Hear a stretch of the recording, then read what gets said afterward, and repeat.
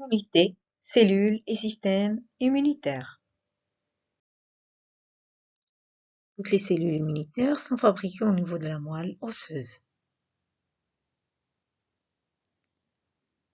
Les lymphocytes B mûrissent au niveau de la moelle osseuse et rejoignent les ganglions lymphatiques et la rate.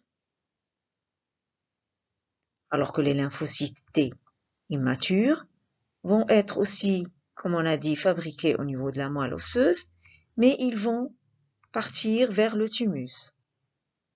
Là, ils vont mûrir et rejoindre le ganglion lymphatique et la rate.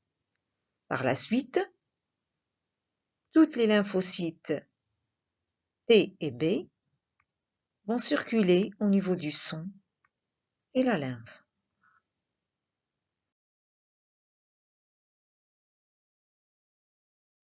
Le système immunitaire est donc formé de la moelle osseuse, où sont fabriquées toutes les cellules immunitaires et où il y a mûrissement des lymphocytes B. On trouve aussi le thymus, là où mûrissent les lymphocytes T. Le thymus et la moelle osseuse constituent le système immunitaire central.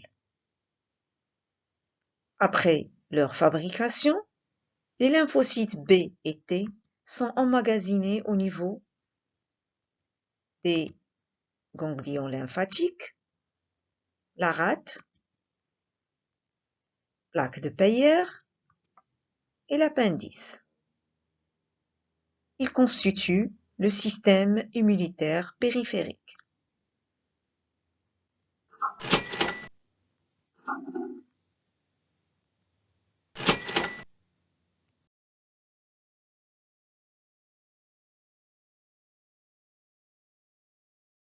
Immunité, coopération cellulaire.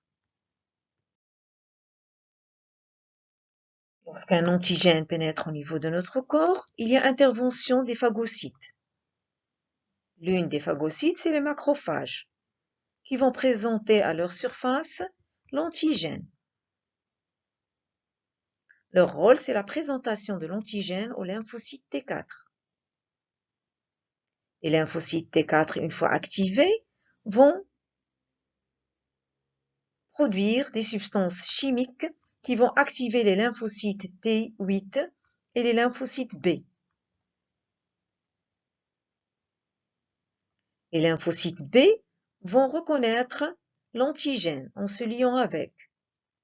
Et ainsi, ils vont se multiplier pour donner des lymphocytes B actives et les lymphocytes T vont se multiplier pour donner des lymphocytes T cytotoxiques à vie limitée. Les lymphocytes, par la suite, B et T, vont se différencier en lymphocytes B mémoire et lymphocytes T mémoire, de durée de vie longue. Les lymphocytes B actifs vont se transformer en plasmocytes, qui vont sécréter des anticorps. Les anticorps vont par la suite se lier à l'antigène et il y aura formation du complexe immune. Il y a donc neutralisation de l'antigène. Les lymphocytes T8 cytotoxiques vont quant à eux se lier aux cellules contaminées. Ils vont lyser la cellule cible.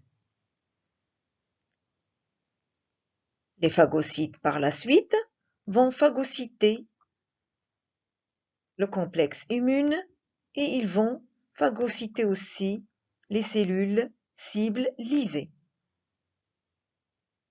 Ainsi, il y a coopération entre les cellules immunitaires qui sont les phagocytes, c'est-à-dire les macrophages qui présentent l'antigène, les lymphocytes T4 qui assurent l'activation des lymphocytes T8 et des lymphocytes B. Les lymphocytes B vont sécréter les anticorps qui vont neutraliser l'antigène, alors que les lymphocytes T8 vont donner des lymphocytes T8 cytotoxiques qui vont lyser la cellule cible. Par la suite, les phagocytes vont phagocyter le complexe immune et la cellule cible lysée.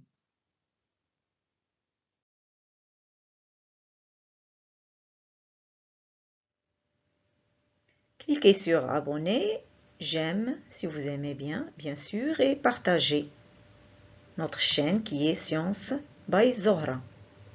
Merci.